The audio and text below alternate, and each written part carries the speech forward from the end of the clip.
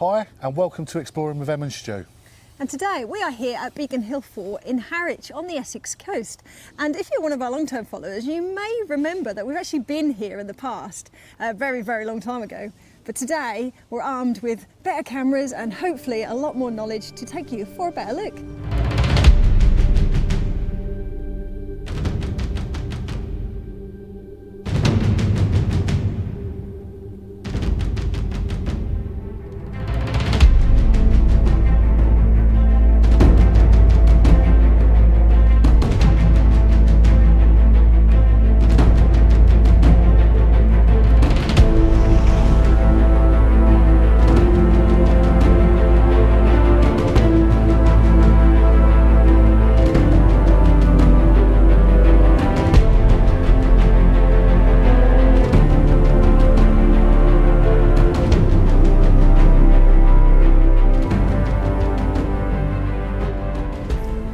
Harwich has been well protected, at least as far back as Tudor times, due to its important dockyards. This job was mainly given to the Redoubt Fort just to the north here throughout the 19th century, with just a few small guns built here at Beacon Hill. But by the end of the century, the 10 rifle muzzle-loading guns at the Redoubt Fort were becoming outdated and sadly couldn't be replaced. So a new battery was needed and the site chosen was here at Beacon Hill. This new battery was one of a new generation of fortifications, built to be almost invisible from the coast to surprise any enemy shipments approaching the estuary. It originally comprised of 4 guns with all the elements needed to operate a gun battery, and despite being heavily adapted throughout the 2 world wars, it actually survived incredibly intact. And there we are. Emma's doing a little bit of history as usual. As it is such a big site, it's going to be a very, very mishmash today. It is, it's going to be a really small amount of the history as well, because if not, we will be here pretty much all weekend. Yeah. But this place, like I said, was adapted so much throughout World War I, specifically World War II, that it's really quite hard to unpick the jigsaw puzzle of different eras, being built pretty much over about a 60-year period, I think. Yeah. But we're going to try our best, and we're going to start showing you around some of the incredible gun emplacements that they've got here. As we walk through the centre of the fort, we are surrounded by numerous buildings built over about a 50-year period. But the first we're going to take a look at are actually the original gun emplacements built in the 1890s. And we're going to take a little look and tell you a bit about them when we get there. 3 out of 4 of the gun emplacements that were built in 1890 look very differently now to how they were originally constructed. Like I said, being adapted during World War I and World War II. But if we look really closely, they're still very clear to see.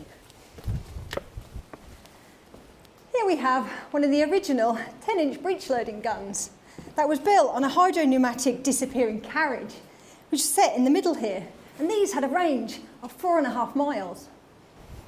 But by the early 1900s, this was replaced by a 6-inch Mark VII breech loader, which had twice the range. And here comes Emma again from giving us the little bit of description of what this gun emplacement was. Yeah, it's quite incredible, really. Now, of course, what we see now is very, very different because with the onset of World War II, and the idea of these guns being invisible from the coast was pretty much pointless, of course, because the enemies then had aircrafts, of course, that could see them anyway. So they were able to actually heavily adapt them. Well, they did, didn't they? They put like a reinforced concrete hood on it for machine gun fire, is that right? The gun houses were, of course, added to them, and like Stu says, reinforced concrete. This one looks like it's been very hastily made, doesn't it? It does. We can see behind us the what looks like sort of just corrugated steel moulds with this concrete poured into it. And of course, a lot of buildings that were constructed or adapted during World War II were very, very hastily made. But there's actually 1 or 2 other adaptations that they did to this particular gun emplacement that we'll take you for a little look at when we get out there. Okay, so we've just hopped out where we were just in here, and Emma's going to now show you the outside adaptations. Yeah, so like we said, this gun house was added during World War II to protect the gunners from machine gun fire from aircrafts, like we said. But if you look very closely, just above the gun house, you can actually make out a bit of an old railing. Now that was actually to protect the people that were on the roof of this gun house. And the reason why there were people on the roof is because they put a Bofors light anti-aircraft actually up there during World War II. And if we just look down here, we believe that these sort of steel remains are very likely the stairs, I imagine, that probably led all the way up here to the top of the gun. So a little feature that you have to look quite close to see, but still quite interesting that they did that. If you're wondering, of course, why the gun house appears to be in quite a state now, it's because when these were decommissioned and the guns were removed, it was quite common for them just to basically smash them out in any way they could. And of course, they knocked half of the gun house down. But we're going to take you to the next gun emplacement now. So here we have another one of those guns built from the 1890s. Now this one is actually very similar to the last one we looked at, but it was a bit smaller as it had a 6-pounder breech loading gun. So we're going to take a look at some of the features.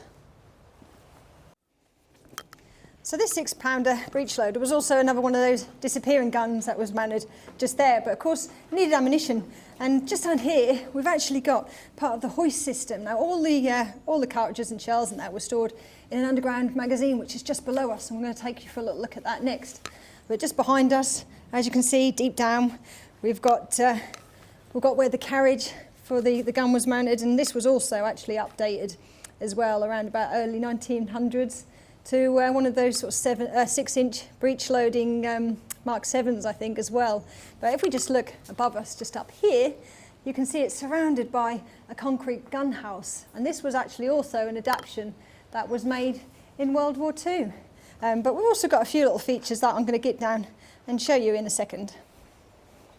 So just down here in the actual gun house itself, as I was saying, all the ammunition that was stored in magazines which are below us, like I said, we're going to take you for a look at. But this is actually surrounded by expense magazines as well, where they would have sort of popped some of those shells just to be used sort of immediately. And it's quite nice to see actually some of the original surrounds are still there. Of course, these would have had big doors on them originally, but unfortunately I think a lot of them have been sort of robbed away over time. But this would have been almost identical, like I said, to the gun that we had just behind us, the 10-inch gun, would have had all of these as well. But I think it's about time we took a look at some of those magazines. Oh, and here comes Emma from giving you that nice little bit of a tour around the gun emplacement. But we have come to another feature before the magazines, actually 2 features before the magazines, which is actually this. It doesn't look much, but very interesting. Yeah, so shall we take them for a little look? Yeah. Up the steps here? Because a few years after these main gun emplacements, the 6-pounder and the 10-pounder, of course, I was talking about, were built, they decided to build these small 3-pounder gun emplacements, sort of just on the side of each gun's got one. And these 3-pounder gun emplacements were basically built for sort of flanking fire for the main gun emplacement itself. And if you just look down here, you can see where the bolts would have been, where the actual gun emplacement would have been. I believe this was probably also a bit of a quick fire and disappearing almost. And if we just sort of look out to the sea, believe it or not, is actually behind us. You can imagine that this would have been completely invisible once upon a time, like I said, from any sort of shipping that would have been approaching. But I can only imagine that just under here we've probably got access again to a magazine. And I think we're going to see if we can get down there and hopefully see some sort of those original features. But there's not too much to see up there, so I think it's about time we actually left. And Emma's just coming down from showing us the feature up there of the 3-pounder gun. Yeah. But before we go, this is actually very interesting. This is the guardhouse for these gun emplacements. Yeah, this is, I believe, earlier. It's not. I don't think it's quite World War II. But I think it is a little bit later than the actual gun itself. Yeah. And these little guard shelters, yeah, they were exactly what it states on the tin, really. Just shelters for the guards. This is actually quite nice, this one, if we look quite closely. Well, this would have had wood structured floors. Some of it's still Obviously that will be actually kept because of the warmth side of things. It couldn't just be concrete, otherwise it would have been freezing cold. Yeah. But they did have a stove, which actually, was never here when we were here. Obviously this has been found and put in. Or it's been brought in from elsewhere just to represent how this little shelter would have been, but as we found out today, being up there, it's really cold today and windy, and so I suppose they were probably quite grateful for these little shelters to be able to come into.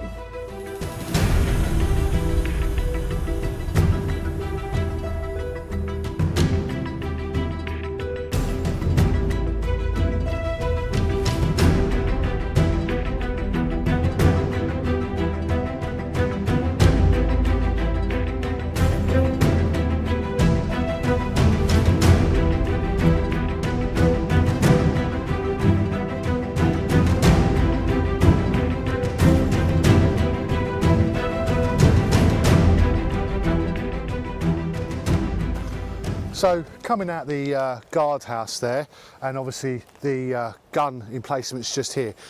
The interesting thing is what Emil said while we was in the gun emplacement is about the magazines. Yeah. Now the magazines are very dark, so we have got a new camera to compensate with that, hopefully. And some better lighting. And some better lighting, but we are going to head down the magazines now. And there's some great features in this place. They are incredible. So yeah. they are very incredible. The most sort of complete ones I think we've kind of found. And again, they're a mishmash of history, of course, because the two guns that they supported, like I said, were adapted to have different guns, obviously, different shells, so they need different hoisting systems, and it's all still down there. Yeah, so very excited right now. Hopefully you are too. So I think, Emma, I think we should head down there. Yep. And here we are coming down into that 1890 complex of underground magazines, down a little bit of a slope here and past these rather lovely original ornate gates, which is quite nice to see. And we come down into the main complex itself, which has all sorts of rooms and tunnels. So we'll take you for a little tour. So we're first met with a bit of a cross-section of tunnels.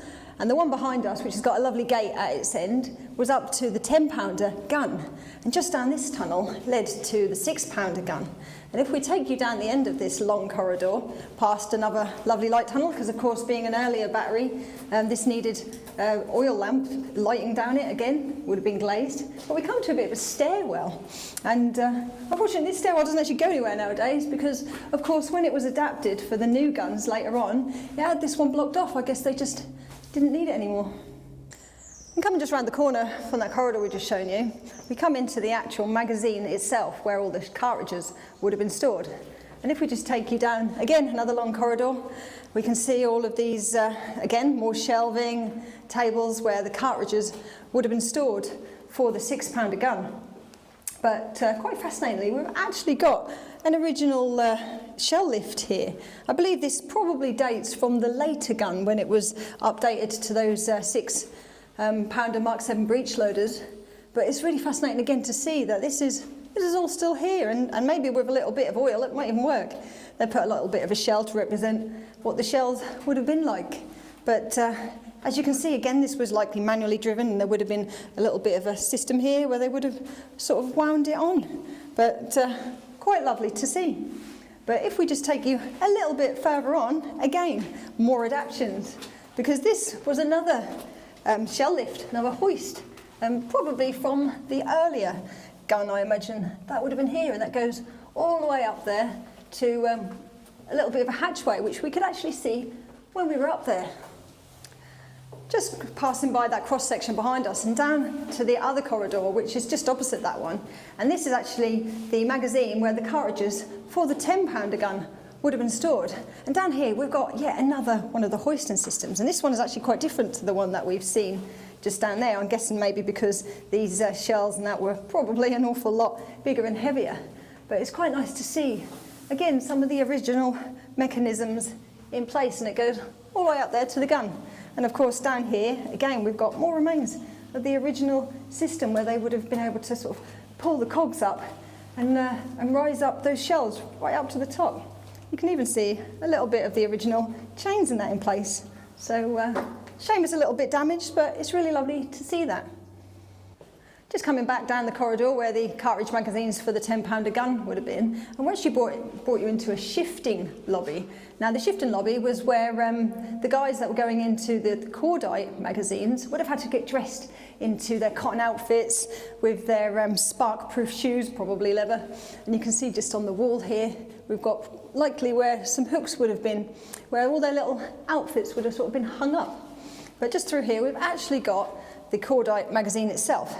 And we're going to take a look at the larger one, which was for the 10-pounder guns. And just in here is where the shells would have been put together with all the cordite. And as you can see, there's a bit of ventilation. We've got a little bit of a issuing hatch just behind us, where those sort of finished shells would have been made and sent off up to the hoists. And if we just take you for a little look along here, again, we've got more light tunnels. Of course, cordite being highly explosive, they didn't want any of those naked flames to be exposed to any of it. So again, little lamps would have been there, and they would have been glazed. And there we go. Just leaving that main magazine that was just behind us and coming down this large ramp, we've actually got another one of the original buildings that was from 1890. And just down here, we've actually got one of the artillery stores. And if we just have a little look, it would have had this massive gate that was just here. We can tell that by these brackets. This is a little bit different now to what we would have originally seen back in those days, because of course just behind us, it actually would have had a tin roof for protection. And I do believe that vehicles would have likely have come down here, maybe to sort of offload things, or so I've read anyway. But just through here, we've actually got the original artillery hut itself. And here we are inside. Quite a sizable room this is, in fact. And of course, like I said, this would have had small arms like rifles and things like that, very likely on large racks in the middle of the room, and very likely mounted on the walls. You can just about make out some brackets and things on the walls there. And maybe even a little bit of ventilation, very likely there. And just to the door, up here, in fact, evidence of what was likely electrics once, but I can only assume that when this was first built, it very likely didn't have electrics in it, so again, probably another adaptation. But again, a little bit more ventilation, very likely there. But if we just look over here, we've got a little bit of a stove. Whether or not there was a stove in here when they originally had the small arms in here or not, I don't really know, but it's nice to see bits of original windows, and this actually had bars on the windows. Not too sure why, but they do certainly look to be original. But I think that's pretty much all we've got to sort of look at when it comes to magazines and artillery. So we're going to get back outside and take you to yet some more buildings.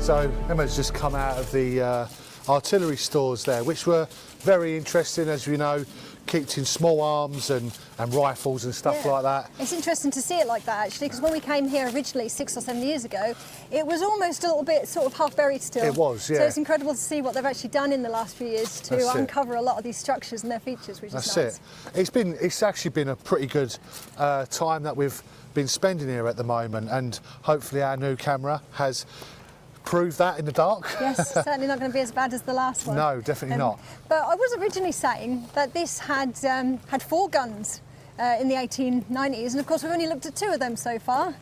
So I think it's about time we show you the remaining 2 guns. That's it. Smaller guns, in fact, which are just in front of us here. So let's get over there and we'll tell you a little bit about them. And just to the north of those 2 large gun emplacements that we looked right at the beginning there, we've got a 4.7-inch quick-fire gun, which is just up these stairs. And similar, really, concept of the larger guns, but of course these ones were a bit smaller and not heavily adapted like the ones we shoot you up there. And as you can see, we've got a large hold-fast system just here, and just behind us we've got that low apron parapet, which again would have made these guns almost invisible to any of the enemies that would have been approaching. And just behind the gun emplacement here, of course, we've got some small expense magazines that are just below it there. But of course, this gun would have needed a lot more ammunition than this, and that would have been stored in the main magazine. And this is actually an underground magazine that we've got just to the left here. So we're going to have a little look down there.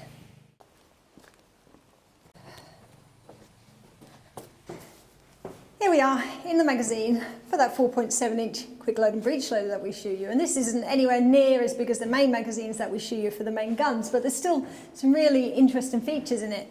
So we first come down into a very small room. This one, not too sure what it's been used for, but it's got some shelves, so I can imagine some sort of storage.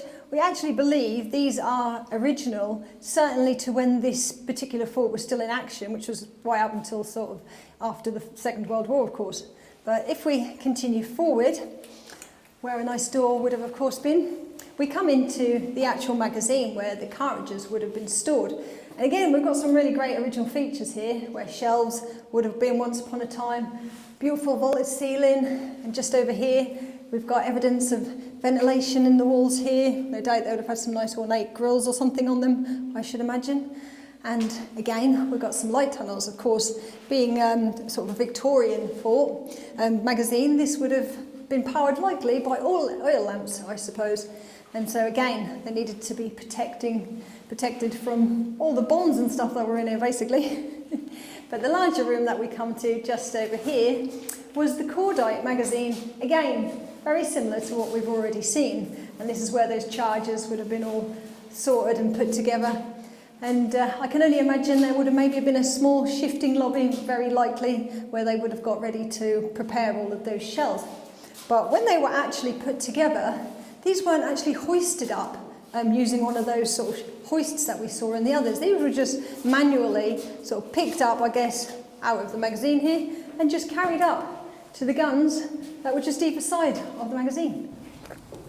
Now, I did originally say that there were two quick-fire guns, both likely identical, and believe it or not, here it is. And as you can see, we've got some expense magazines. We've actually got the stairs that would have gone up to the gun emplacement, identical to the one that we had over there. The gun platform was just up there. And actually, if we just peek through this little doorway, you can actually see more of those expense magazines. And the gun platform was just above it there. And also, identical to the other one, we've got an underground magazine where all the cartridges would have been stored. Like I said, this was very much similar to the other one. It's even got a little bit of guardhouse. Now, of course, let's address the elephant in the room, because of course what you actually see now is this great big concrete observation tower. Now, by World War II, these quick-fire guns were actually obsolete and outdated and likely removed, and they needed a base observation post for the World War II gun battery, and they decided to plonk it pretty much straight on top of the foundations of this gun emplacement. So the three-storey observation tower likely had telephone and communications just below us here, and it also had a large room on the second floor. So this large room, we're not overly sure what it was probably used for. It could have been a plotting room, as base observation posts normally had them, but it's got some quite nice original features, including the original window frames as well as the shutters. There's a few little bits of pipes and things on the walls. As you can see, it's a very colourful room these days, but it's still quite nice to see. But we've got the base observation post upstairs, so we're going to meet you up there. And here we have on the top floor the main observation room itself, and as you can see, it's actually got a really lovely view of the estuary, and you can imagine that they had a really good field of view from all around here, including Felixstowe and right down the coast of Essex. And this observation post had, like many of them, big shutters that would have closed up this gap. I guess it could have been actually quite windy up here sometimes in the winter time, but it's nice to see a little bit of those remains still here. And of course, the reason for this was the rangefinder. And this pedestal here is actually where depression rangefinder would have been situated, plotting out any of the enemies that were approaching and sending all those messages to the guns so they knew where to fire. Now, in the early 1900s, they decided to add another gun to the collection here, and that was a 6-pounder breech loading gun. That was actually built just in front of me here. But what you actually see here now doesn't really date back to that period, because it was heavily adapted during World War II, to the point where it's pretty much completely remodelled with different hoist systems. The gun was replaced, and if you just look above us here, it was actually had this roof added to it, which was called plastic armour, I believe. It was a concrete, asphalt, tiled roof, and I think this is pretty much probably the only one that we've actually got in situ, believably, throughout the whole country. So it's quite nice to see, but unfortunately it's also incredibly dangerous. So we're not going to be able to take you for a little look, but we do have some rather amazing drone footage. And like most of the gun emplacements here, of course, they had a magazine where all the shells were stored, and that was actually right below us here. But just around the corner here, we've actually got the original hoist. And here it is, just down here. Now, I'm not sure if this was the actual original one or whether this is an upgraded one, but either way, we've got some really quite fascinating remains in there. In fact, that looks almost complete. I'm assuming that the wood is actually also original. Goodness knows how it's managed to stay so well preserved, but we're going to actually get down below and have a little look at the magazines where this leads down to. And here we are below the actual gun emplacement itself, and we've got a bit of a watch shelter built there for the personnel, for the guns obviously. And now we bring you into the magazine itself. And we're just in the actual cartridge store itself. This is where all the cartridges would have been stored on shelves, and there would likely have been long tables along here where they would have been kept. And we come into one of the hoists, because of course, like all the other guns, this had a hoist that would have gone up to the gun above. And this is one of them. In fact, sadly, there's no remains of the hoist itself, but we can actually still take a little bit of a look all the way up to where they would have been sort of collecting the shells from and being able to put them straight onto those guns. But just in front of us, we do in fact have another hoist. This is because, of course, this gun was updated to, I think, some of those Mark VII breech loaders, the same as the other ones were. And we've got quite fascinating remains of that hoist system here. I mean, it's nice to see all the original wood and everything is actually still in situ with the big chain. And of course, this was a manually driven hoist. And if we just look down here, we can actually see where the handle was, where, you know, some guy would have been hoisting that all the way up to the top, which is quite nice to see. And of course, a few more features, as we had in the other one. We've got some light tunnels. It's actually nice to see. They've popped a little oil lamp in here, I suppose, just to represent what it would have been like. And this would have been glazed, as were the other ones. And just below us, we've actually got a bit of a hatchway, which would have gone into probably likely where a cordite magazine would have been. Unfortunately, we can't actually get in there because it's been used for other purposes nowadays, but it's quite nice to see all these really original features down here.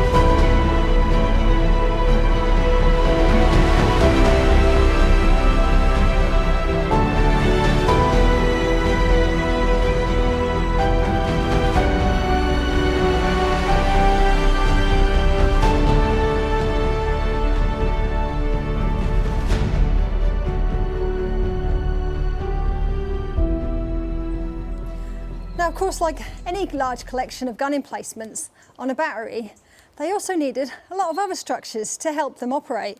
Ones used mainly for the crew that would have been here.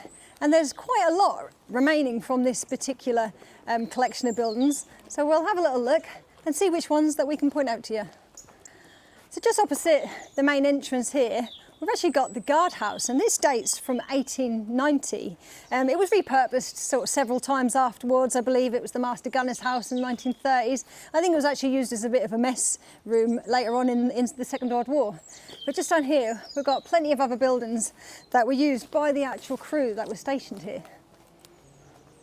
We've also got some latrines, which I'm always quite excited to take a little look at, especially because these ones have actually got the urinals in them. And if you watch our videos in the past, you know I love looking at the World War II urinals.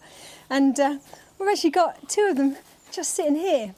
And opposite them, just over here, of course, would have been the actual toilet cubicles themselves. But sadly, they're in slightly worse condition. And just around the back of where these urinals are, we've actually got a few more facilities that we're going to show you. Now, as you can probably see, these have actually been converted into modern day toilets, of course, for the museum that we've got here. But again, we've got an original urinal, and I do actually believe that this building likely built from maybe 1903. So these are actually earlier than World War II, so even better. And just to the other side, again, we've got yet another one of those urinals. I think I've said that enough in that video already. And another cubicle. That's just to the back of it, but we're coming into the woodland here now, and we're surrounded by little bits and pieces, and we'll show you as many of them as we actually can. So leaving those latrines behind us, and you can actually see the water tank on the top, which I do wonder whether it actually could be original. We come to a oil storage shed. Now, of course, a lot of oil was needed to power an awful lot of the generators and equipment that was here. We've actually got it in front of us, so I'll take you for a little look at that. Here we have that large oil storage shed, and just behind us we've got the plinths where the large tanks of oil would have been stored. And these very likely were here because just above us we've actually got a generator shed, which we'll have a little look at. But this is actually quite a large building, and it's unfortunately a little worse for wear, but it's still nice to see it.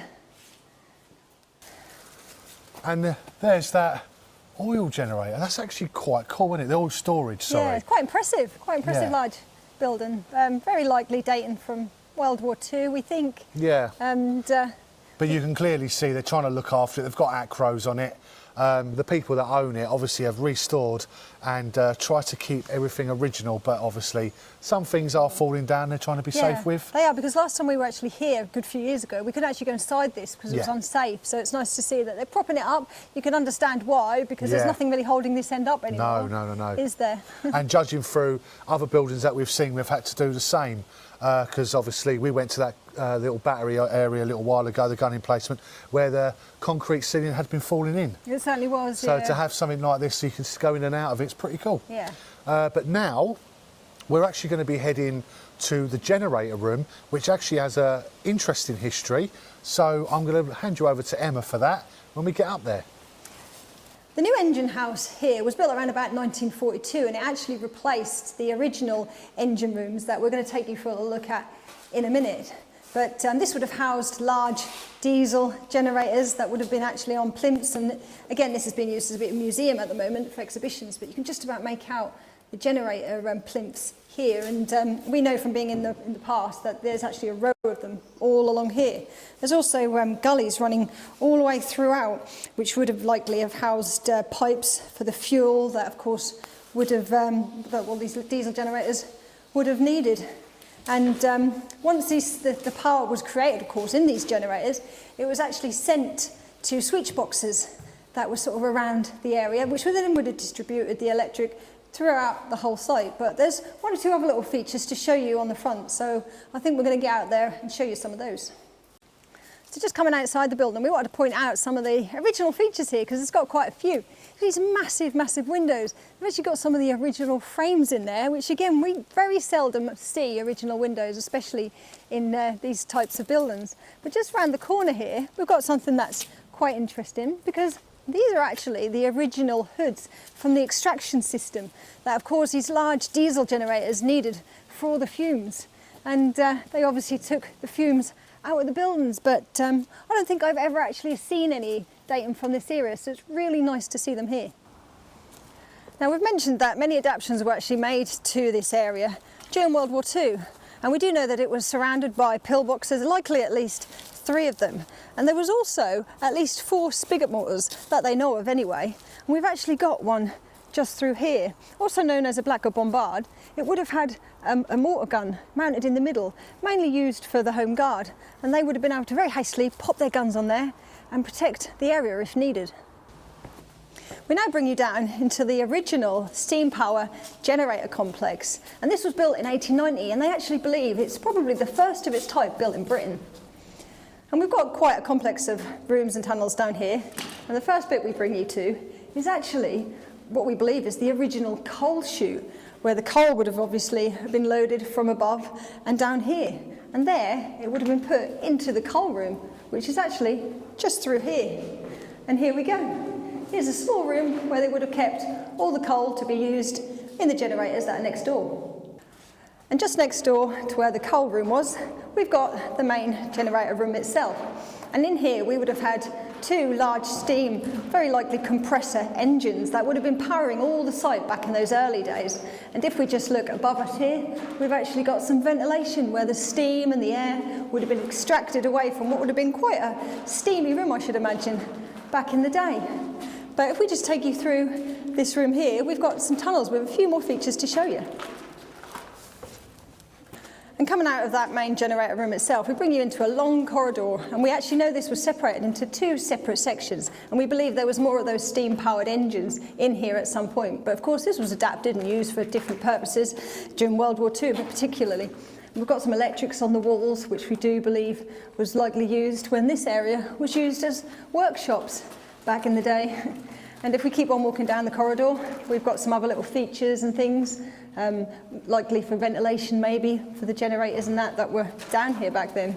But if we keep on following down the tunnel, we've got another exit down here that brings us to a lovely ornate gate again.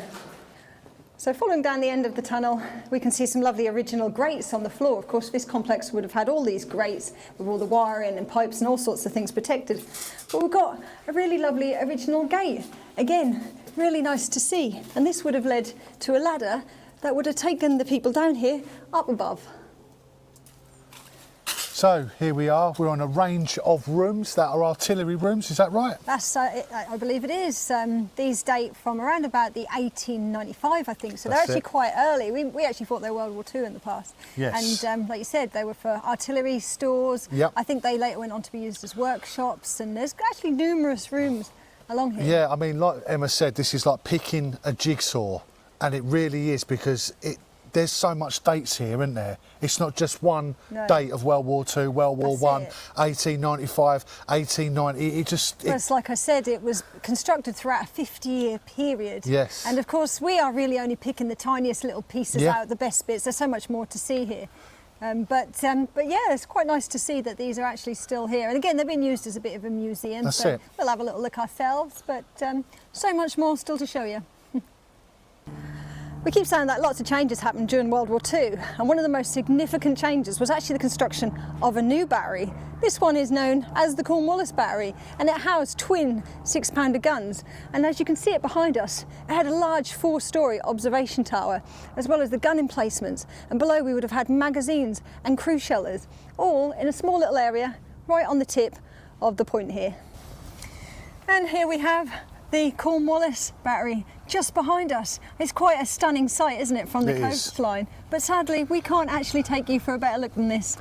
No, it's council owned, and we not allowed on it. So, and this is a part of this part's the museum, this part's private to them. Yeah, separately owned. But as you can see, we've got some rather lovely drone footage of it, which hopefully you can get a reasonably good look at. But you never know, if people keep coming and visiting and donating a little bit, then maybe one day they'll be able to purchase this, and we'll be able to take you for a little bit of a look. So, I think this brings us to the end of our video. Certainly does. So the fort here and its history, basically with the invention of jet engines and missile technologies and things like that. Of course, these big old gun emplacements were pretty much rendered obsolete, and they were decommissioned in 1956.